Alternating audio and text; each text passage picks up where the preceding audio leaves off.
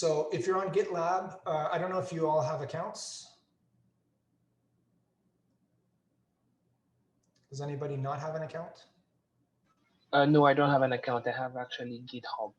You only have a GitHub account? Yeah. You could follow with GitHub if you want. If you don't want to have a GitLab account, they're very, very similar. They have a lot of the same functionalities. There might be some slight differences, but everything I'm going to cover today doesn't really change too much. Okay. So if you want to use GitHub, it's fine. If you don't want to use GitHub, if you want to use GitLab, it's fine as well. Yeah, I'll just follow and I'll create one. Sure. So what you're going to want to do is create an account with GitHub or GitLab, whichever it is. And so you register, you give your first name, last name, username, etc. Okay. Same kind of procedure as you would do with GitHub anyway. Once you have that, you will then have, where's my other web page? Here we go. You'll basically have your account page. Okay. Once you're in your account page, you'll have different projects. You can create new projects if you want. And you'll also have different settings and preferences and things like that you're going to need to set up. So what I'll do first is I'll just create a remote project. So this is pretty much the same. So if you've logged into your GitHub account, you should have a new project button. So once you click that, sometimes it'll give you some template choices. I'm just going to use the blank one. And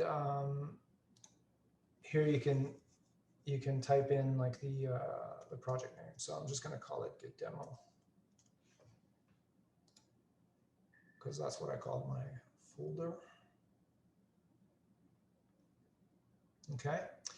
And then you have some visibility choices for your project. So if you want it to be private, so only you can see it, and a couple of and members of only the people that you decide can join.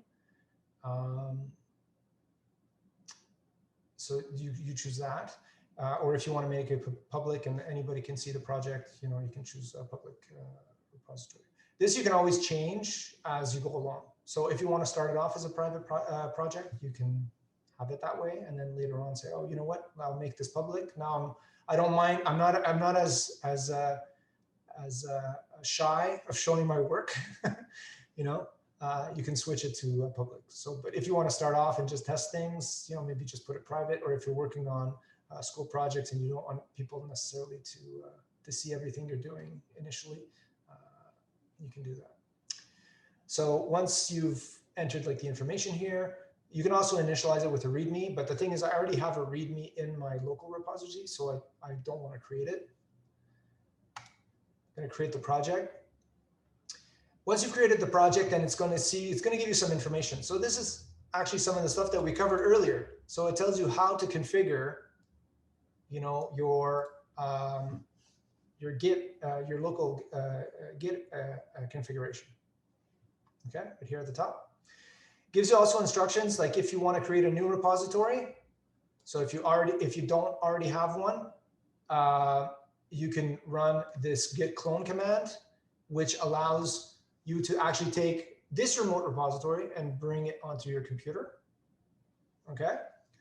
Or if you're working with an existing folder, which is what we're doing right now,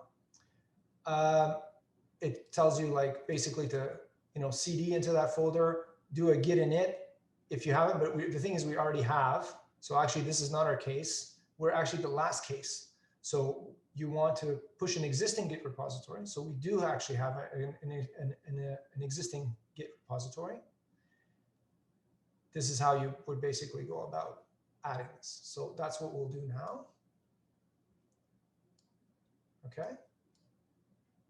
Have all of you been able to create a project?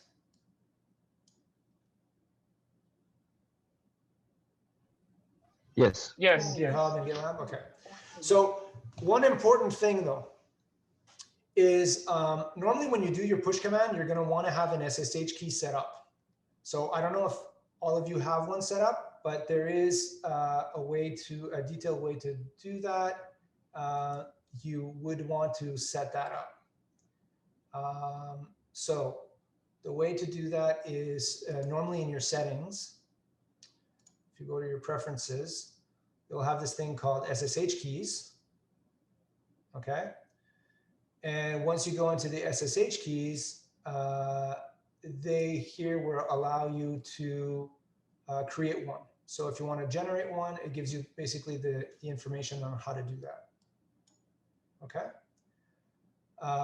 So you want to generate an SSH key pair. You'll write these commands in your terminal window. I don't know if any of you have not done this yet. But if you haven't, it's very important to set up.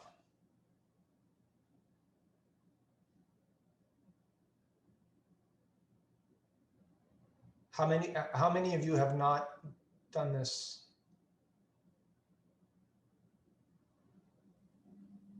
I have not. Okay, so one. Or a raise of hands, who hasn't? I can't see the. So on GitLab, it should GitHub, sorry, it should give you the same kind of information. So you need to generate this.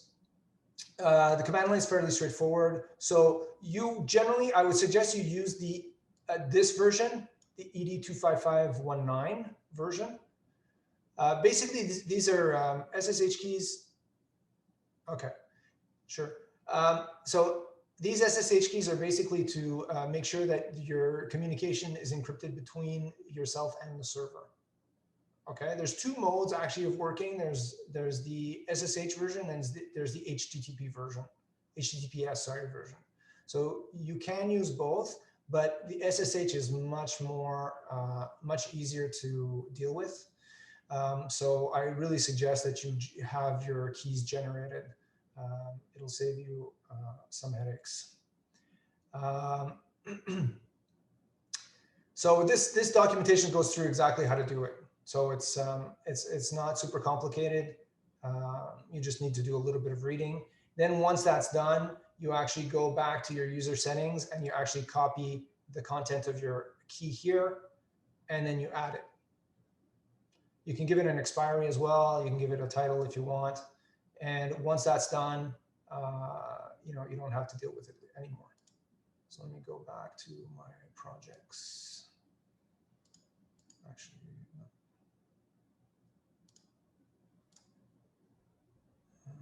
Get demo.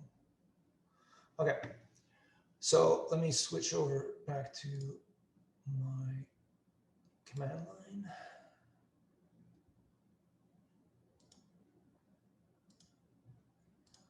Okay. So now if I just check here, the command to add a remote a site is the remote command. And right now, if I do a git remote, I have like no remote repository.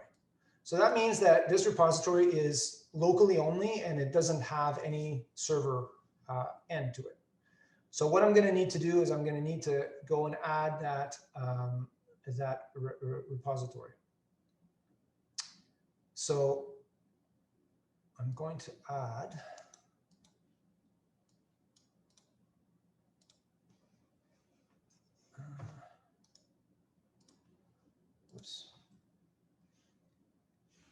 so git remote. I could have just copy pasted the whole line, but anyways, I didn't. So this is the line I'm going to want.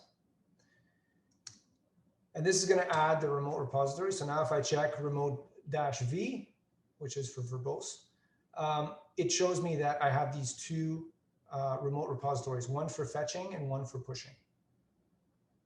Okay. Then what I want to do is I actually want to push my repository over to the server. So for this command, you do a git push.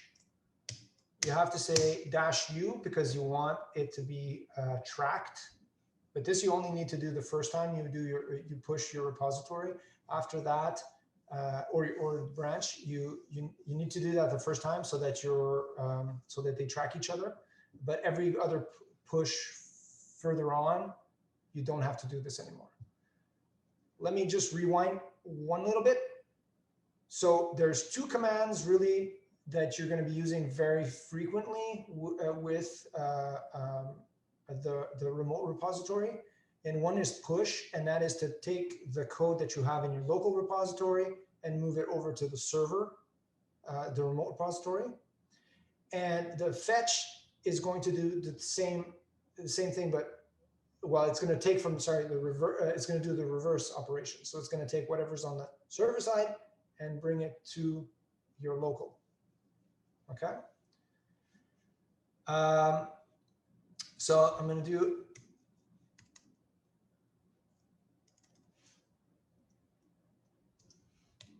this command. So what this does is it actually takes everything I have locally and it's going to push it over to the server. It's going to ask me for my password. And I think I typed that in properly. Hold on.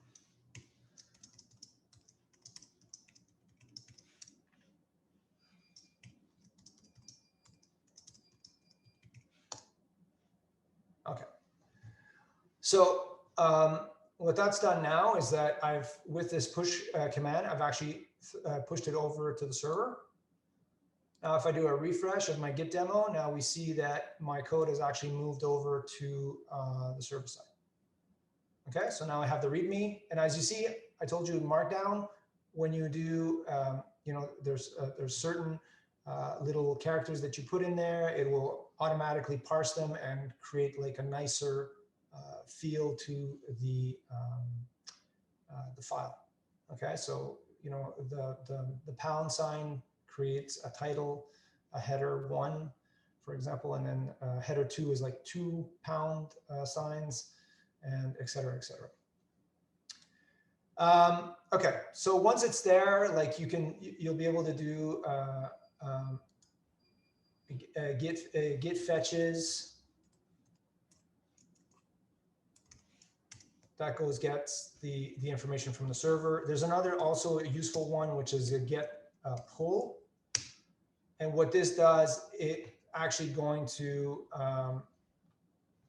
pull the actual code. Fetch, what it does is actually just goes and gets the information, but it doesn't bring it to your computer, whereas a pull will actually bring it to your computer. Okay, so that's a slight difference. So pull is actually does a fetch request as part of it. So there's some commands that are like combined. If you do just git as well, you'll see like a listing of all different commands that you can use. So see, it actually tells you what the different things do. So fetch downloads objects and reference from another repository. A pull fetches from and integrates with another repository or local branch. So it has a little bit more, it does a little bit more. Okay, pushing basically updates the remote references along with associated objects. So it basically pushes your work over to the server side. Yep, I think it's a good time to take a break. We'll take a break. Any quick questions before we go on break? So no. Everything is clear. Okay. So after the break, we'll work a bit more on GitLab, and GitHub is very similar again. So you'll see some of the different things that you can do with that to help manage your projects. So have a good break. So we'll take 10 minutes. Is that okay? It's okay. It's okay. Okay. Perfect. Yeah. Perfect. So see you in 10.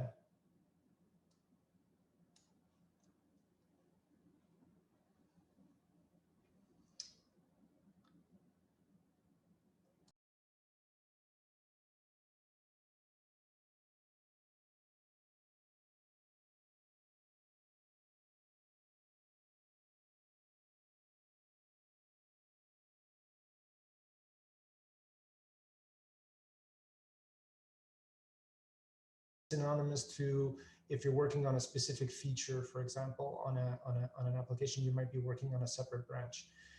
Generally, when you start working on very large projects, you're going to have a master branch, which is kind of going to be your branch for releases, and then you're going to have another branch for development, so that you don't cause problems in your branch that's being released. You're gonna want to keep them separate while you're working on it, and once it's ready, then you're going to merge it in. And then topics normally is each time you're working as a member, you'd probably work on your own branch until you're satisfied with your work, and then it eventually will get merged into the development branch or the master branch, depending on the size of your project and the stage at which your project is at. This is another diagrams are showing the commit, the different commit the different commits and how they kind of work off if you flatten it out. Basically, the master branch is kind of each branch is kind of a pointer to a specific commit. So this can move along. So let's say you merge develop into master. Well, the master would now be at the same point as the development branch. So it would move this pointer over to C5. And if you bring in topic, if you merge topic into develop, then develop would move on to C7. So both develop and topic would point to C7. And master would still be at C5. Once you decide to merge, develop, once it's at C7 into C5, then basically you would move master all the way up to C7 as well. So that's kind of how branching kind of works. Quick overview. I'll share the slide deck. This is just kind of like a demo, like creating branches through the command line, but you can also do this through the web browser, through GitHub or GitLab, and it actually has some added bonuses if you actually do it through GitLab or GitHub. So I'll just show you through GitHub for now, or GitLab, I mean. So this is something I kind of mentioned quickly earlier about workflows. So depending on the teams you're going to work with, you're going to have some projects are going to dictate a specific workflow for your project. So you're going to have to abide by these rules. They're kind of steps that you need to do each time you're working on a feature. This is kind of like what workflow means. And these are just some examples of some types of workflows that you might find around. Okay. Okay, then we'll get lab. So we'll talk about this now. Okay, so I'll get back to my final thoughts later. So I'll switch over and share. Go back to my browser. If we go back to the Git project I just created on the server side, and I push my changes from my local repository over to this remote repository. Now, once I'm in the project, and this is true for GitHub or GitLab, your menus might be slightly different, but essentially they'll have the same type of thing. So here you have the project overview. You can see like the different files. So here right now I just have one file, but if I had multiple files, I'd see a listing of files here, and I would see also any folders if I had folders that were in here. I don't know. One of you might come up with the question where, hold on, didn't you have a folder in your local repository? And the answer is yes, I do. But the reason it's not being tracked is because Git doesn't track folders if they're empty. So you absolutely need to have, it really runs by files. So if I had files in that folder, then once I stage the files that are in that folder, once I do that and I push it, then I would see my folder, which was called inner folder. I would see it here in the listing. But because there's nothing, there's no content in there that's being tracked, Git ignores the folder. Okay. Okay, so that's the details, and you can go see like the different files. So by default, it always shows the README here. README is kind of like a special file in GitHub and GitLab, which is supposed to be used to give like a description of the project. So it will always show it to you on the front page of your project overview. But you can also click on the file itself and you can go see the contents of it. So you can actually navigate. So once I clicked on here, it actually just, it actually brings me to the actual contents of that file. And I can see the content, look at the code or whatever, if it was. You can actually even edit it here. And you can even go into the web IDE. So the web IDE will actually give you like some code awareness to some degree. It'll give you some syntax highlighting and things like that. So if you want to do like a quick edit, you can do it through the web pages and not necessarily locally on your computer. Okay, so if you click, let's say on the web IDE, it gives me this IDE, and see it does like the highlighting. So this right now is a title, and if I were to type other stuff, you know, I can do that. See, this is also a special syntax. So this is a subheader. So I can actually make the changes here, and then I can actually commit them here as well. So I can say, okay, well, I wanted to make the changes there, so I'm just going to commit it, and then it shows me the difference between the changes, so that I've added this particular information, and here I can give a commit message. You can actually even create a new branch as well, or commit directly to master. So I'm going to commit directly to master. Normally, if you're working on a project with a few developers, you normally don't want to be committing directly to master. You always want to create your own branch and then work on that branch. And then once your branch is ready, then you're going to bring it in. I'll show this to you in just a few minutes. So here I'm just gonna use the default message here. Sorry, say add subheading, for example, to README.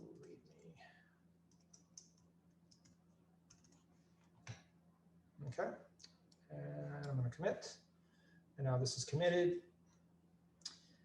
And I'll go back to the project. And now you see like my file has actually been changed here. Yeah, so you can do your editing here. You can even add files if you want here through the web IDE or browser or whatever. So there's many different ways of working with this, okay? I generally don't do my modifications here. I usually do them on my computer, but sometimes just a quick change. Sometimes it's an easy fix. So let's say you don't have access to your local your local development computer, and you need to make a change. You could just browse from any computer and go do the change through here. So that's the nice aspect of it. Here you can go see like the activity. This shows you all the different things that have been done on everything that's been pushed over to the server, all the pushes that have been done. So you can go see like all the different events. This is for releases. I'm not really going to cover this, but this is if you want to have, if you want to create releases of your project, you can do this here. Here you have the repository. You have like different things that you can go check. So you can go check the files. You can go check the commits. Each commit is given its own hash, so it has its own hash value. So sometimes when sometimes you need to backtrack in your commits. I'm not going to show you this today, but there are ways to go back to previous commit. So if ever, let's say you committed something and you realize that it was a mistake, you can go back to a previous version. The only thing you have to be very careful, and that's why it's normally better to always work on your local stuff and be sure that your things are good and in a good state, and then push to the server, is that once you push to the server or the remote repository, it becomes available for everybody else, okay? And once it's become available for everybody else, somebody might have gone and pulled that information. So if you decide to do reverting, it can cause some problems if someone is working off something you have removed. Okay, so these are scenarios that They don't happen necessarily super often. They don't happen very often generally, but just be aware that anytime you move something to a remote repository, be it a commit or be it anything, that you be aware that this potentially now has been taken on into somebody else's code, and you doing a revert change could have an impact on some things. So just be aware of that. So try to make sure that you send stuff to your remote repository that is as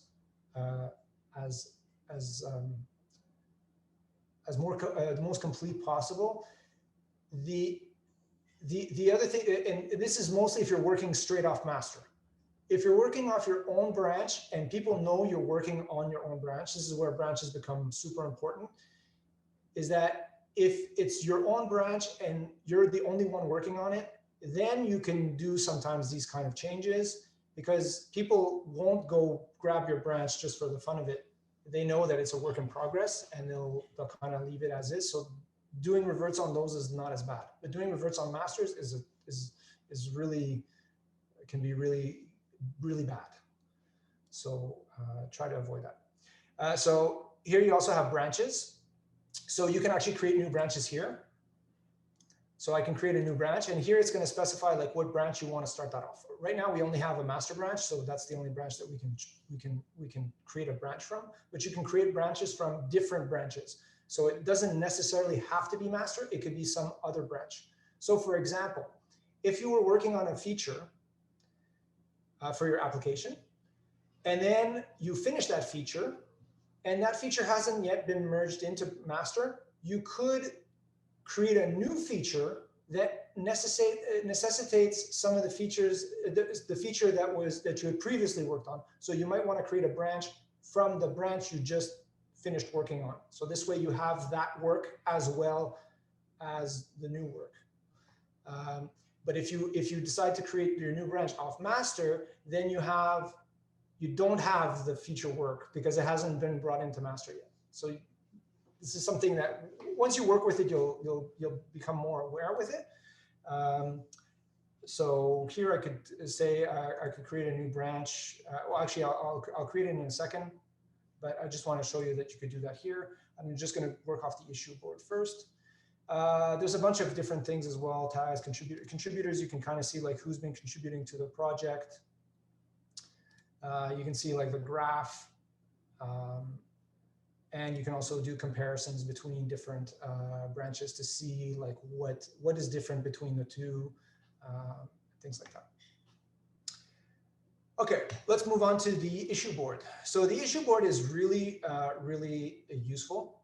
I don't know if, I'm guessing most of you have taken Neriman's, have taken a class on Scrum, Agile methodologies,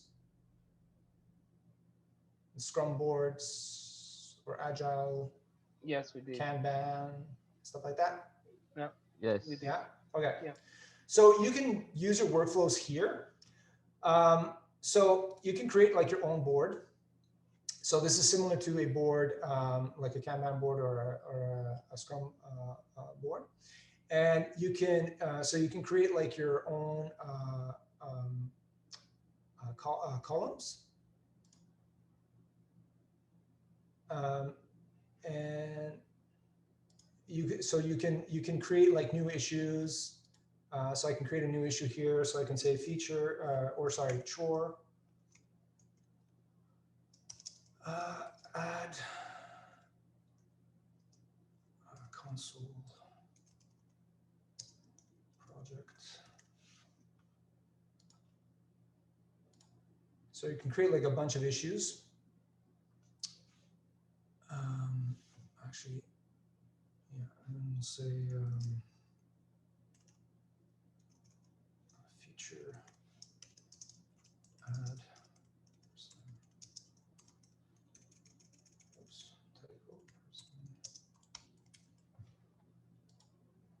Okay.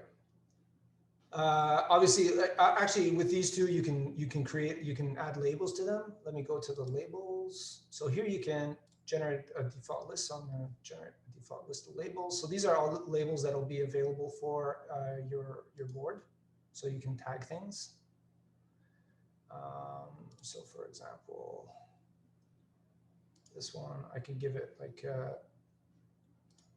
different labels. For example, an enhancement label. I can assign it to different people. So I'm going to assign it to myself. You know, and you can write some information into these issues. And this is kind of it's going to be like your can be like your user stories, kind of similar to that. But it's really more of a breakdown of tasks that need to be done on the project. Okay. So now I have these two. There's a way to. That's not it. What is it again? List. Ah, yes. Sorry. Okay, so it's this. How come I don't?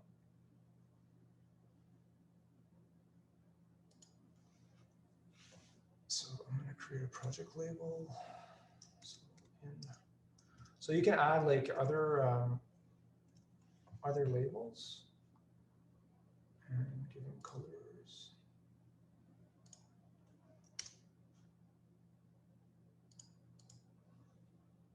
Okay, how come I didn't create it?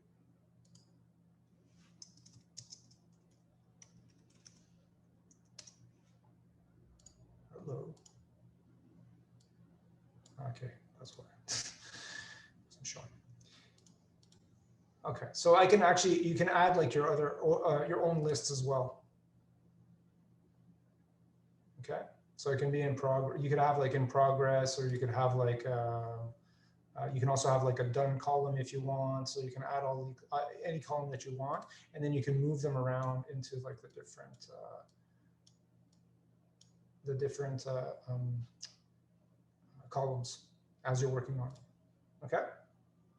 Also, by selecting it like this, you also have access to you know, giving like different labels and assigning as well. So you can assign it to different people. Okay. You can also create milestones. So this could be, you could create like sprints here. So you could say like sprint 1 if you were working this as a Scrum project. And you can specify like dates, like the start date and end date, and the completion will work on what issues you link to this milestone. So for example, if I go back to my board, sorry, if I choose this one, I can actually link it to a milestone. So I can say, okay, this is part of sprint 1. This is part of sprint 1. And then you can assign them as like that. Okay.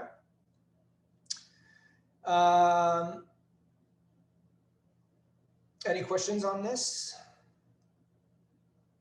No questions. No. Okay. The other thing too, if you go down the list, you also have this members element. And here you can basically invite people to come work on your project.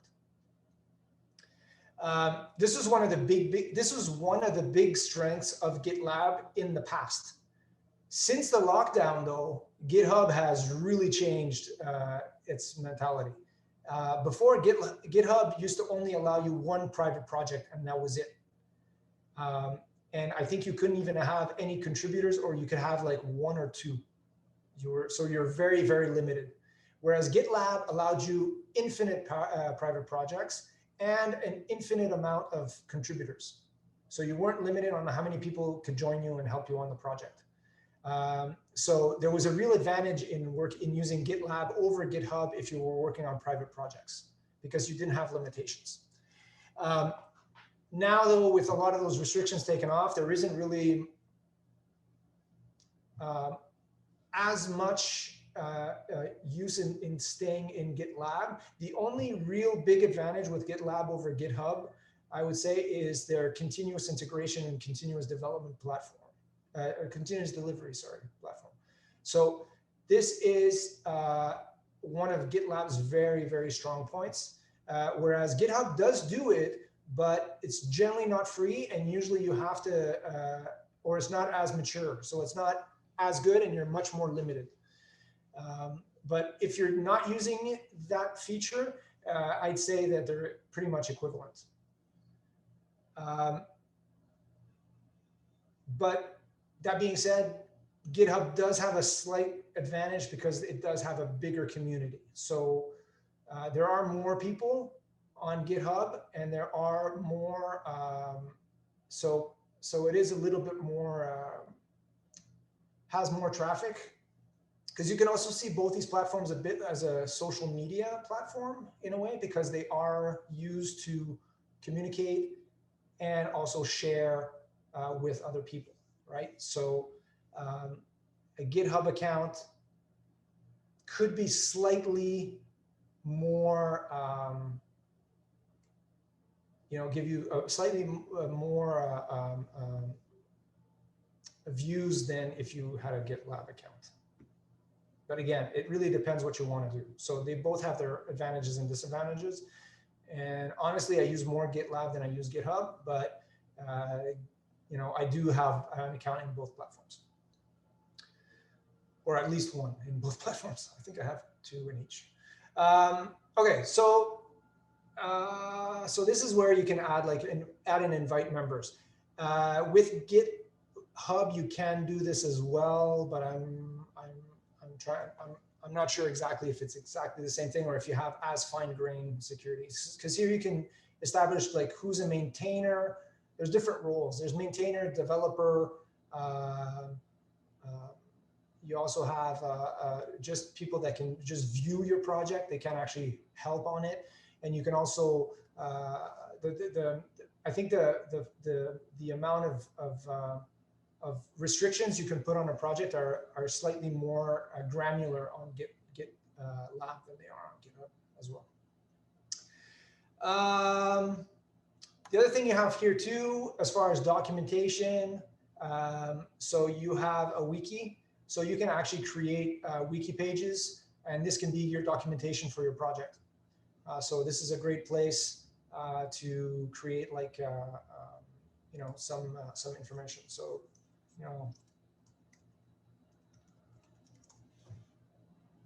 so I can create a home page. This is documentation for this. What's interesting with this too is that you have full Markdown support. This is something I mentioned again with the README before. This is the MD stuff. You have tons of different things that you can do. So you can specify colors. You can even do diagramming. So if let me just copy this code and I'll show you what it looks like. But you can do integration of a bunch of different things. You can put math formulas, create task lists. This is very useful in issues. So there's lots of things that you can do here. So this is kind of an equivalent a little bit to, so if I put this Markdown in here and I save the changes, see now I have this nice graph that kind of appears here. So very useful. This is kind of like Confluence. So I don't know if you're, the Jira products, Atlassian. This is kind of like Confluence, which is their documentation platform. So wiki, it's kind of a wiki. It's very similar to that. And the issue board is similar to Jira. Obviously, it doesn't have the same amount of stuff, but the basics are all there. So you don't need Jira, absolutely. But if you get familiar with the issue board in GitHub or GitLab, you will become familiar enough with issue boards that if you move on to the Jira platform, you would understand how it works. Same kind of thing with the wiki pages. I mean, Confluence is not that complicated anyway, but it kind of gives you the same kinds of things. Honestly, I don't like Confluence that much. I prefer the GitLab wiki than I do Confluence. Any questions on that? No. No? No questions. No. Okay, so let me go to this. Okay, so here we're going to create a, so this is my chore to create the console application. Just to show you quickly, if I go here, I'm just going to show you that this also works with Markdown. So pretty much everything that says Markdown is supported has Markdown capabilities. So here I can save the changes. And so now I have this checkbox list. So I can create an issue and I can create a checkbox list in the back in it. And it's actually going to tell me, like if I'm on the issue board, it's, sorry, it's not telling me, why is it not telling me the,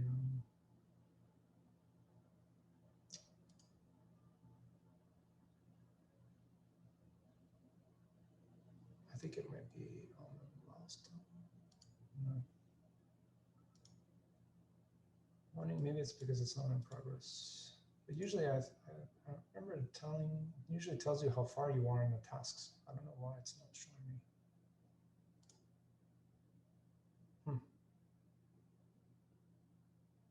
Oh yeah, it shows it here, sorry.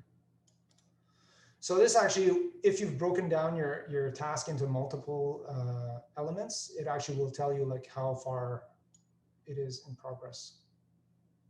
Okay. So this can be very useful to like manage your projects.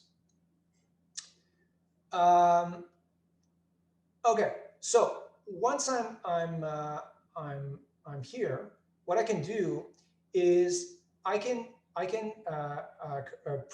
pre-create a merge request for this particular chore. Okay, merging is basically when you're going from one branch to so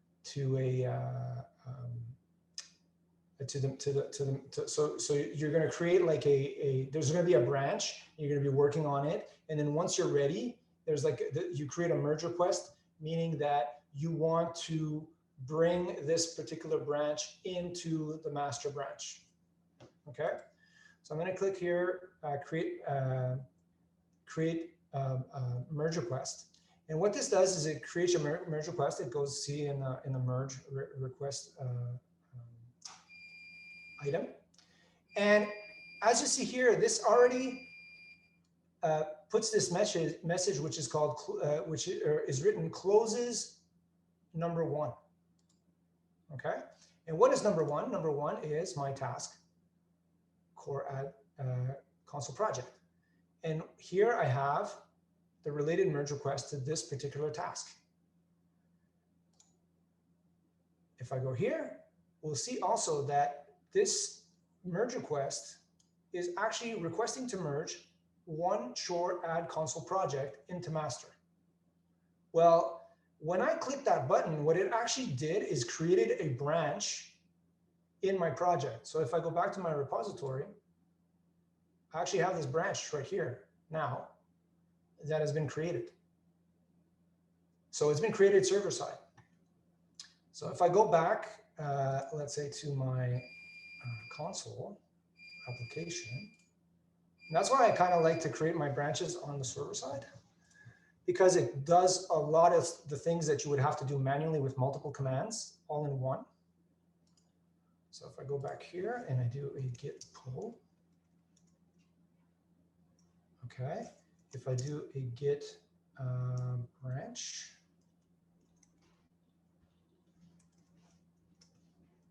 so right now I'm master, but you see that when I did the git pull, it says that there's this new branch available. So I can actually do a git checkout and specify the branch. So I want to check out one dash chore. Okay, and there's auto completion, which is nice. So if I check that out, basically now I have checked out this branch. So if I do a git status, it says that right now I'm on branch. I changed branches.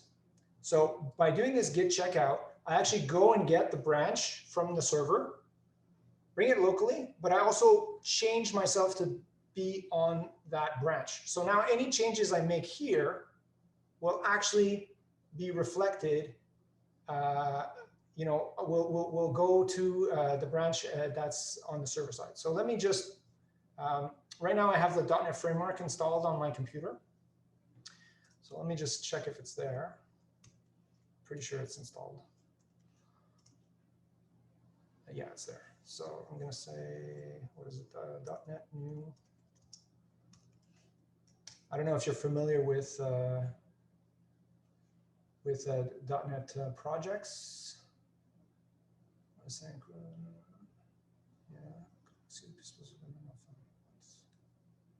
Oh, it's because I said net. Okay, so this is a listing of all you familiar with .NET Core? No, I haven't seen it. No. Okay, so this is the replacement of Windows. .NET Framework. So if you've coded in C# or if you code in VB.NET, the .NET platform is moving to .NET Core.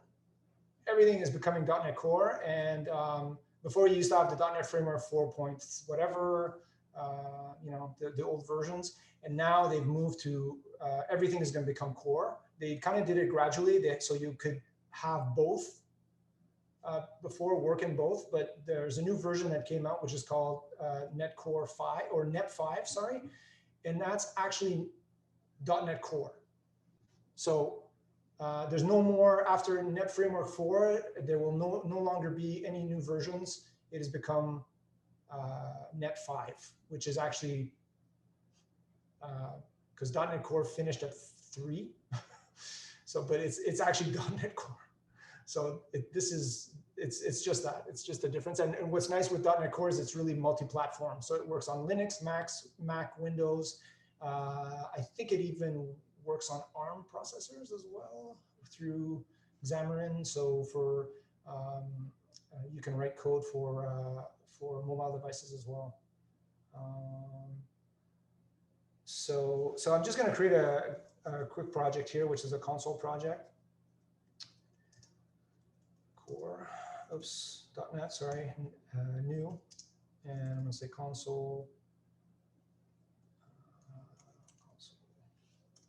Okay, and this all it does is it creates a new project. So if you were in Visual Studio Code, if I would have created my project there, you know, or through Visual Studio, it would have I would have been able to do it through the GUI, and it would have done the same thing. Okay, if I do a git status here,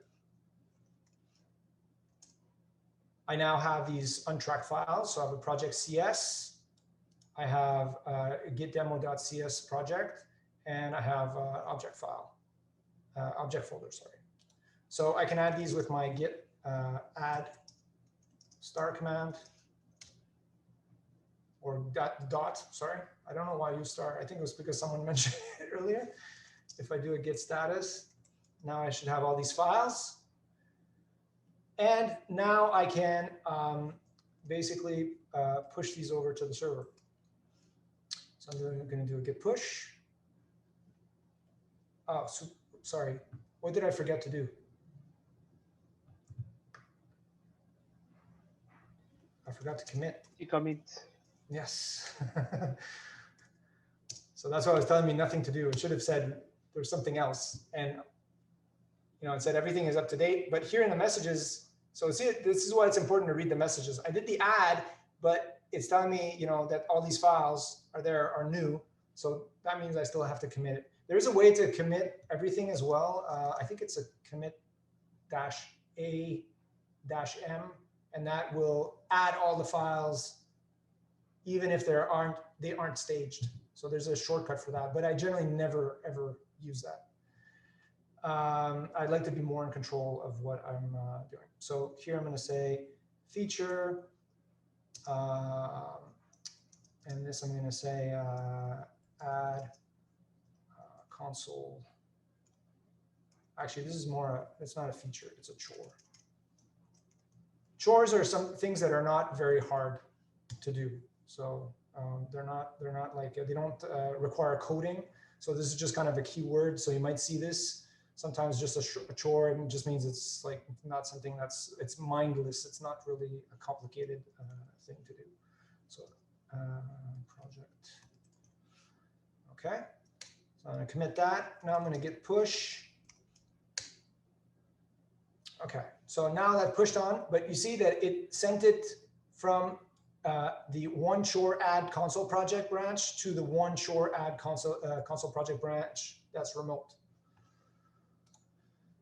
Okay, so now if I refresh this, I see now that this branch has changed.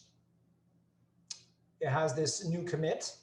So it's not at the same commit level as the master branch anymore. And I can also see how far ahead it is. So this, these items here tell you how far behind and how far ahead you are. So it's possible to be behind and be ahead at the same time. So normally what that means is that someone else has probably been working on another branch and their branch was merged, but your code contains the original code of the master, but doesn't contain the code that was merged in.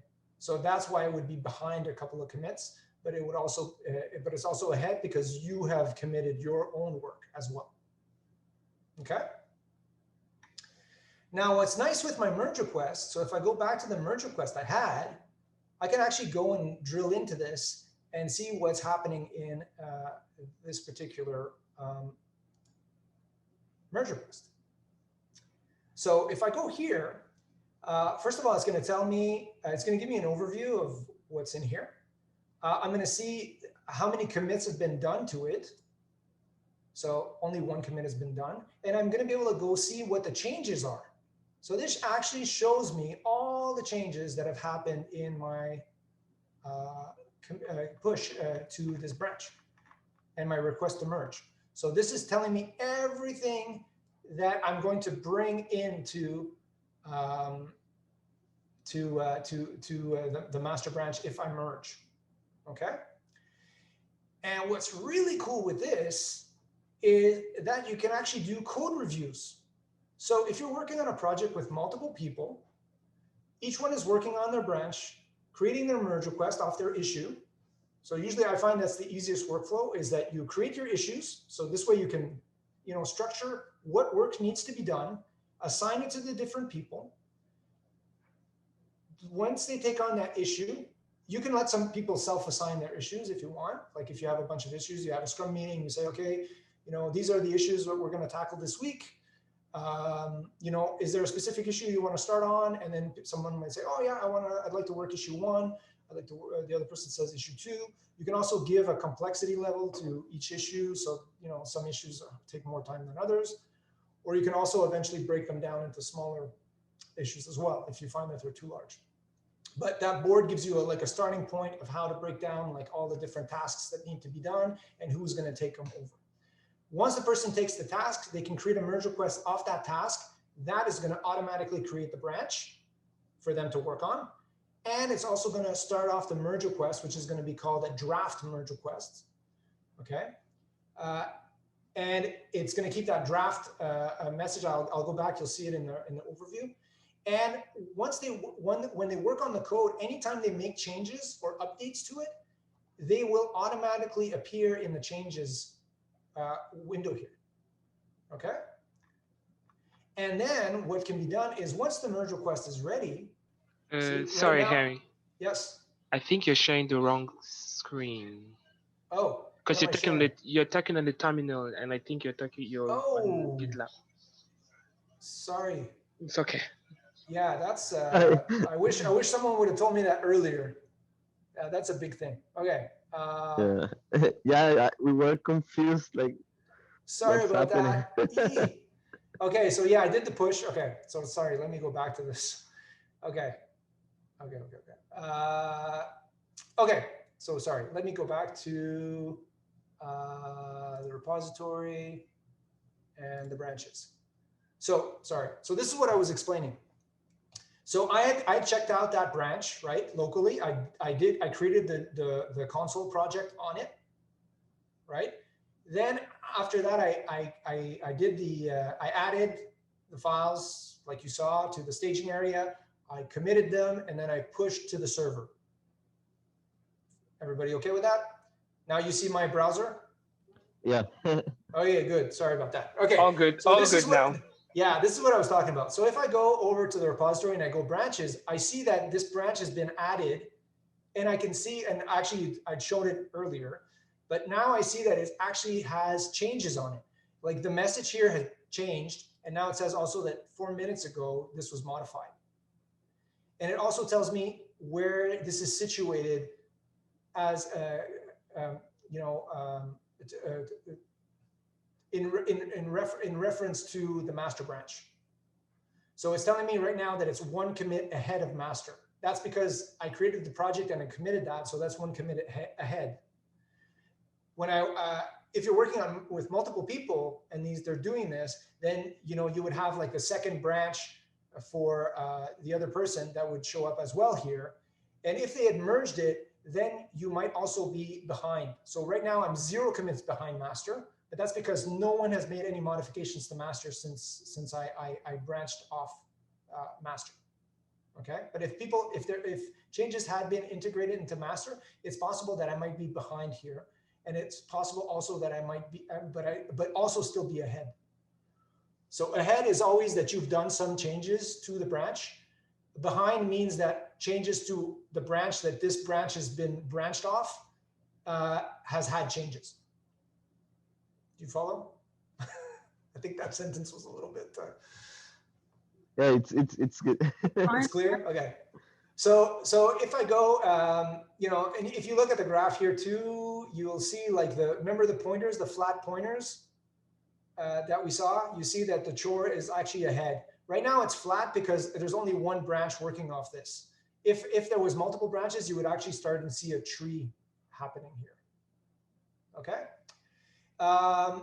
So if I go back to my merge request, what's nice with the merge request that I was getting into is that if I go into this merge request, I actually see that there's a commit on it.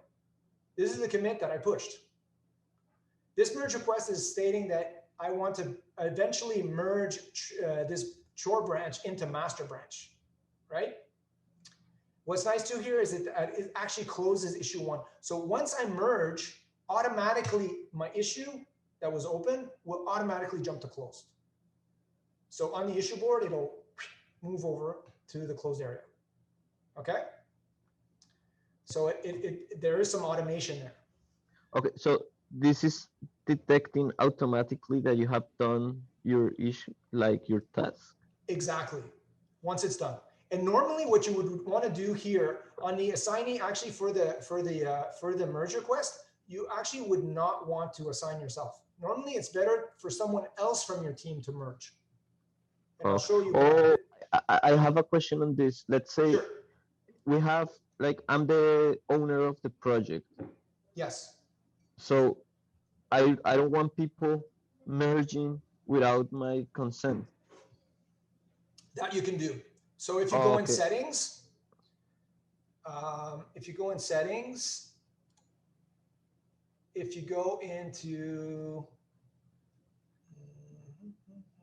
I think it's in, hold on, is it repository? Yeah, repository. This is in GitLab though. In GitHub, it's going to be a little bit different. But in here, what you can do is you can protect branches. So here you can say that only maintainers are allowed to merge. So a developer cannot merge to master. And so if the account is just a developer, they won't be able to merge to master. It has to be a maintainer that does it. Because for this, you can choose which role. So you can even say no one if you want. Okay.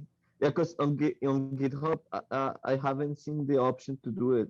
I don't think it's as, it doesn't give you as many options. So this is one of the advantages with GitLab. GitLab gives you much more control over the repository, whereas GitHub has like a default workflow. And their default workflow normally is that you should, like if let's say you want someone to contribute to your project, but you don't want them to access the master repository, or be able to merge to the master repository, they should clone your project, work on their own clone, and then send a pull request. They send you a pull request. So what they do is they say, I have this copy of your repository, and I've made some changes that I think you really like. If you want here, pull them. So you make a pull, you do a pull request, and then you as the maintainer of your GitHub repository can say, oh, okay, yeah, I accept to pull that. Or you can start a conversation with the person and say, you know what, your code doesn't quite meet my standards. So could you change this, and this? And then this sends a message back to the other person. The person can make the changes, and then they can, you leave the pull request open. And once you're satisfied with the changes that they've made, then you can pull it in. Okay. But you'll never have them as one of the core people in your group. So this is one of the key differences with GitHub. GitHub really has that open source mentality. So if you purchase some of the paid features, I think you're allowed to do what I'm doing here in GitLab. But for the free version, you can't. Oh, okay. Yeah, yeah. Okay. So for the free version, it's really seen like as a social media, and they try to push you to have public repositories and not private ones. And yeah, in that situation, you would have to, you'd be better off working with GitLab if you want to do that kind of project. I honestly, I prefer working with GitLab, but I understand like the exposure of GitHub is much nicer, but you can have your project on both platforms, by the way. Oh, okay.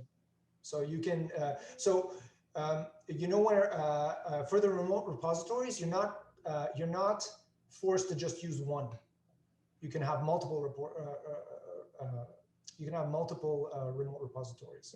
I'm not going to go over that in this class, but because it's this tutorial, because it's a bit of an advanced thing, but it is possible to do that. All right. I will read about it. Yeah, sure. I'll send you a book. There's a book on actually the Git site. The Git Pro? That's free. It's by Apress. It's called Pro Git, and it's completely free. And it's but it's like pretty detailed. Oh, okay. They talk about all that stuff. Okay. Okay, so if I go back to this merge request, and this is what I was talking about. So I see that the commit. So I see what commits were there. First, if I go back to the overview, you see that right now this merge is still a draft. So that means that's a work in progress. So it's kind of like a lock for you to not by mistake click merge and it's not ready to be merged. So draft means that this person is still working on it, and until they're satisfied, you know, they can keep on working on it. And once it's ready, then the person that's working on it will actually mark it as ready. So they'll click this button, and that'll allow you to do the merge. Okay.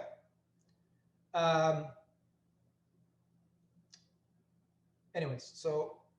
But what I wanted to show you here is that even though this is potentially in draft mode, so I'm going to mark it back as draft. So if I mark it back as draft, I get this mark as ready. You can also do the mark as ready here. Okay.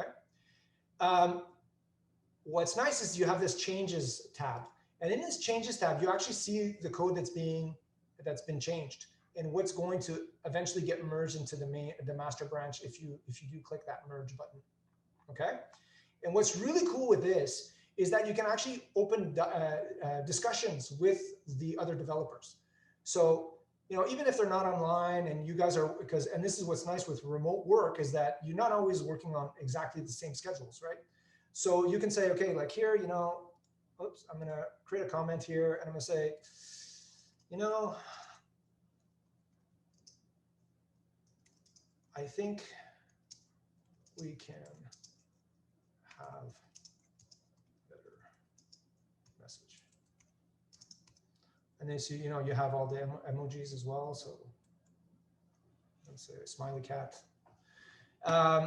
And you can add the comment. Okay. And this will show like in the code here. And, you know, these can be things that need to be resolved. And, you know, people can reply.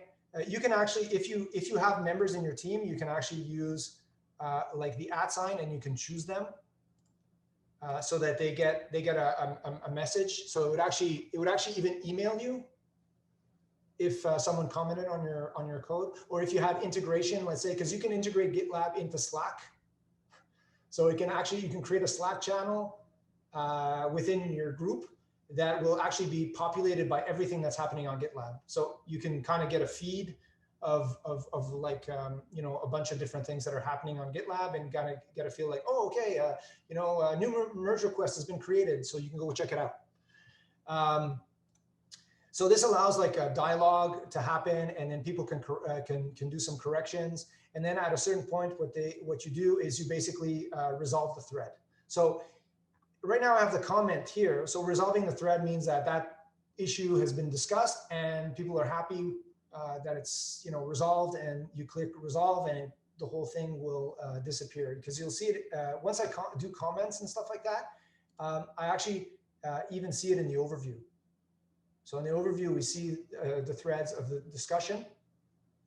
So here, if I resolve it, it'll actually it'll disappear. I think if I do the refresh, does it disappear? Yeah, see, it's gone. It disappears. It's still here, but it says that it's resolved. And I can toggle it on or on, but it takes the toggle off. Okay. So this is a really cool feature.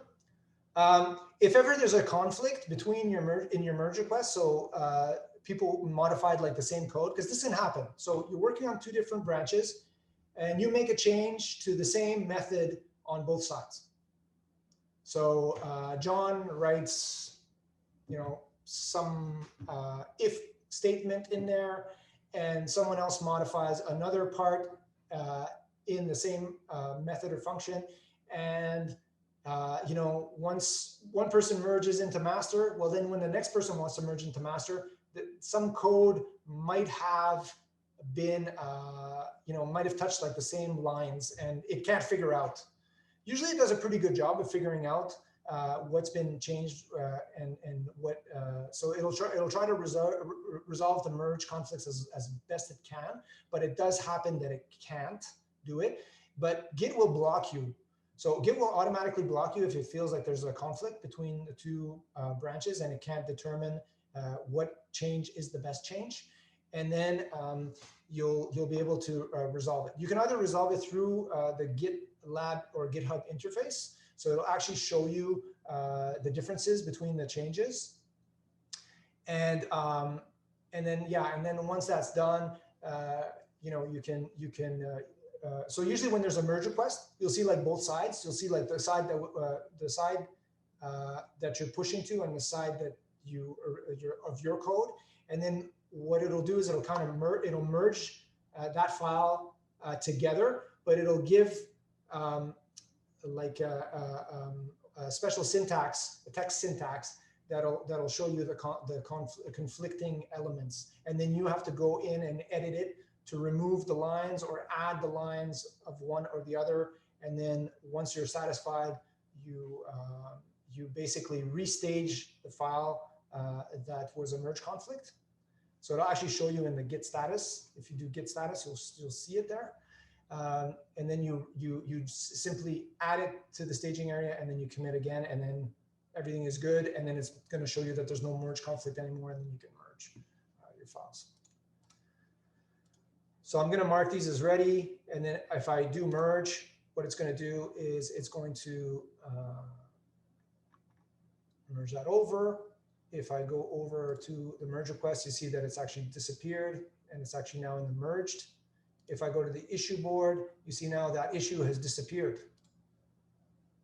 It's actually now in the closed section. Okay, so the merge actually automatically closed the issue, because usually when you merge, that means you've closed the issue, right? Okay, any questions on that? Henry, No, I just wanted to mention that the workshop is announced till 1:30. Yeah. So if there's stuff that is it? urgent to kind of wrap up or answer people's questions or finalize what you're doing, Sure. as long as everybody who's still here is comfortable with that extension. Sounds good? Thanks. Yeah. So honestly, this is my preferred way of working. There are other ways of creating branches. You can create your branch locally as well. You know, sometimes you don't want to work with a remote repository, so you're actually going to create your branches locally instead of through GitHub or GitLab. But if you're really working with other people, it's much easier to work with this way, and using really the issue board. You know, instead of using Trello. Trello's not smart, right? So it's just kind of like, you can create issues on there, but there's no real impact. Yeah, there is some scripts or some web APIs that you can leverage, but it's not fully integrated. So, but with this, you actually have your board integrated with Git. So it's a really nice way to manage this aspect. So when I'm working on a group project, if I'm not working alone, I will definitely use this issue board. And actually, even when I'm alone, a lot of times I will use the issue board, because anytime it's a project that I know is going to need some maintenance in the future, because this helps document everything that's been done, all the issues that have been there. And you can cross-reference issues. So for example, if I create an issue, I'll just call it a new issue for now.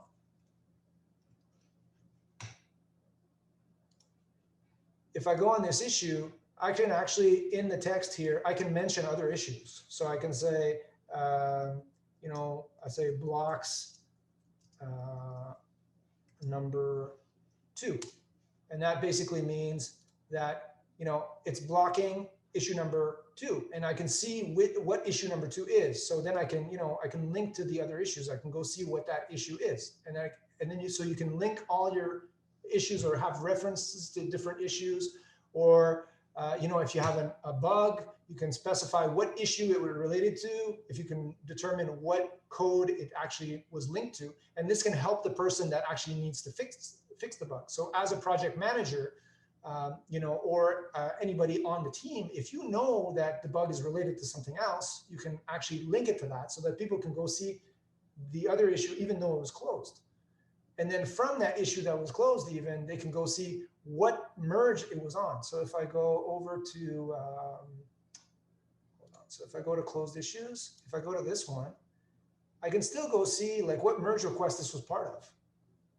So I can go and see the actual, still go see the actual changes that were done, right? And see what the problems were. And even at a later time, I always have this common functionality. So if the bug, let's say, was entered here, I could say, you know, see issue,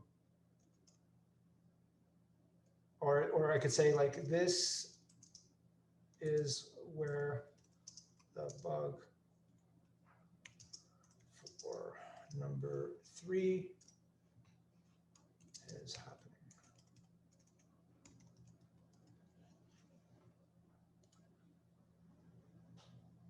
Right, and then I can link back to this issue, and so it allows you, you know, just to link different elements together. So it's a really great project management tool on its own. Okay, so I'll finalize, and then I'll quickly go over. I'll go over some question period. So if you have any questions, we can go over those. So final thoughts. Git is like essential to learn. It's really, there's no reason not to use it.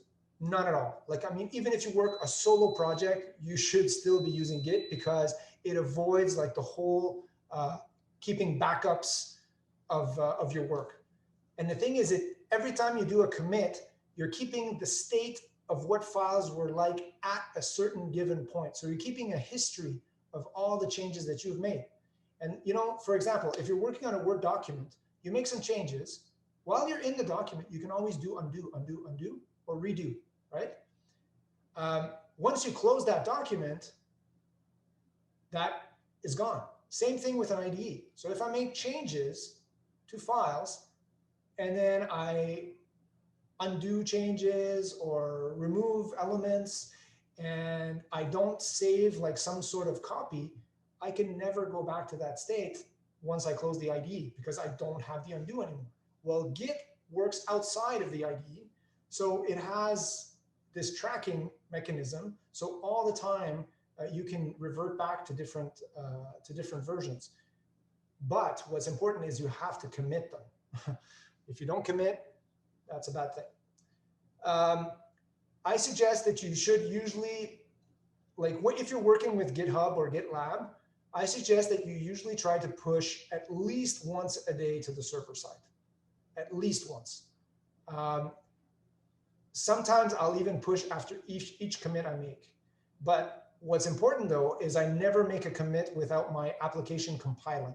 So I make sure that everything compiles. It doesn't have to have every logic error fixed, but it has to compile at least. Because obviously you don't want to ever have code on the remote repository that doesn't even compile. That's not a good thing. Also, if you have any unit tests that are written for the project, try to make them all pass also before you actually do a commit. That's an important scenario. Mostly if you're working with continuous integration, continuous delivery systems, you really want to make sure that all your tests are passing. The other thing is, almost all companies use some form of code versioning as a system. So for the large majority use GitHub, Git, but there are other companies that use other similar products such as Mercurial, SVN. There's other things in there. But if you understand the concepts of Git, you will also understand the concepts of these other platforms. GitHub and GitLab are great ways to share your work to companies if you're currently looking for work. There are also ways to help you work on projects, other projects. This is a good way to make a name for yourself. I cannot stress it enough that if you participate in open source projects, you can make a real name for yourself. And obviously, you have to make sure that your work is really good, but this is something that you can showcase. And it is also something that can, make you create relationships with other developers. And these developers might eventually say, hey, you know what? I really like your work. You want to come work for my company? So it's a way of doing that. I know of people that all they do is contribute to open source projects, and don't think they don't make money. They make lots of money. There are companies that use open source software and are more than willing to pay for bug fixes or certain features to be added to the open source project. The only thing is it's a gradual process to get into the loop of the actual core teams. So that can take some time and some work, but it's something that you should try and work on if that interests you. It's maybe a slightly slow process at the beginning, but eventually it'll reap major rewards. There are some projects too that are easier to start contributing to. There are some projects that have labels. You saw the labels in GitLab. GitHub also has labels. There are some projects that even give, when they create issues, they say a good first issue. So if you want to contribute to the project, it's saying like, hey, this is a good first issue to start contributing to our project. So it's not too hard, so this is a good way. What's important too, though, is that if you contribute to these projects, you have to make sure that you read their contribution README. They usually will have one where they explain like coding standards, what they expect your code to look like, how your variable names are made, sometimes the structure of your code, how they want things to be done. So usually you want to read that. And I'd say like the other thing when participating on projects, try to find projects that you maybe use. Or that you have an interest in. Just picking some random project isn't necessarily going to give you like the long-term, interest that is something that you really like. So, for example, if you really like Visual Studio Code, which is by the way an open source project by Microsoft, and you really feel like there's that you love it so much this application, and you want to make it better or fix a certain bug, go right ahead. I think Microsoft is actually one of the ones that does have this this label for first issue. So they try to bring people to contribute yeah. So GitLab, GitHub as well, they actually give you lots of tools to manage your projects, start projects. So great. You know, they can help build your career definitely, because all these tools, you know, are similar to many other tools that are in the market. So, you know, try to expand your tool set with that. And the other thing too is, if you're just starting off, if this is your first term, or even if, you know, you're later in the game, try to start as quickly as possible on this. It's really imperative to try to get as much experience on it. The more you use it, the more you're going to be familiar with it, and you know, you're gonna have like smooth sailing. Very essential. So that's about it. So these are a list of some of the resources. So I'll, like I said, I'm going to share my slide deck so you can go in and check those out. The visual cheat sheet is really cool. I'll just very quickly show it to you. I think I had it opened. So this is the cheat sheet. So what's nice with this is that it actually shows you, like, these are the, you know, the different areas the different zones I talked to you about. So the remote repository, it shows you every command and what this command does. You see at the bottom, it shows like, okay, download repository specific, and it shows you like from which one it's going, you know. So it's a very cool way of discovering what all the commands do. Okay. So that's it. I think that's pretty much all I wanted to cover. So so questions. I think I heard somebody talking. Sarah said thank you. Oh, you're welcome.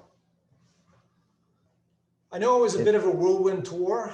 It's hard to compress it into like a 2-hour period.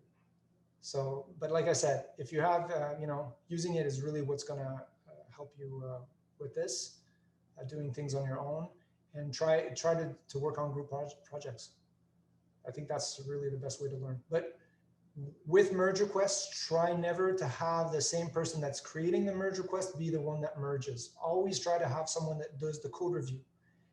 And the very important reason of doing that is that as someone working on, you know, like when you're working on a Word document, for example, and you're the only one reading it, you always have like spelling mistakes, right? So the code review is like the same thing. It's not to say like, oh, your code sucks. Like never try to put comments like that. Always try to give constructive criticism, right? So try to be like, oh, you know, that's I didn't think about doing it that way. That's interesting. But do you think like if we implement it this way, what if this condition happens? Does that take it into account? And ask it as a question. And then you get the person to think, and then like, oh, wait a second. Yeah, well, my logic is wrong, you know? So you're kind of not necessarily saying your logic is wrong. You're saying like, you know, what happens if this condition happens? Did you think of that one? So it just kind of gives them, you know, and then you can have like a back and forth conversation, and always trying to be positive. And sometimes too, when you're doing the code review, you might be like, oh, wow, he did it that way. That's kind of cool. I never thought of doing it that way. And it actually will help you become a better programmer too. So it's not just about, you know, don't also let just the best programmer do all the code reviews. You have to let each other do the code reviews. And by the people that might not have more, that are not necessarily as good programmers doing code reviews of the better programmers, they will learn also, you know, some possible better solutions to some problems, or some other features of the language they didn't know about. Okay. Yeah, so I hope this was helpful. I don't see that there's any questions other than that. So either that's a good sign, Yeah, it's a good sign. No questions. That's fine. It's like, I'm so scared now. It was very helpful, sir. Thank you very much. Okay, good. Yeah. Good. If you have any questions, don't hesitate.